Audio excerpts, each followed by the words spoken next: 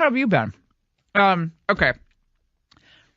Drudge has this big link up how the Florida gun show is like the biggest ever. Of course everyone's going to go to the gun show now because they think the government's going to take their guns. That happens every single time. You got the AR-15 sales skyrocketing. You have the bump stocks before skyrocketing. The prices are going up. I asked my friend Chris the other day, I said, what's going on with the AR-15? He's like, well, it's not as bad as we thought. The prices aren't as bad as we thought, but, people all want the ARs now. It's just stupid. I'm not saying that people are stupid.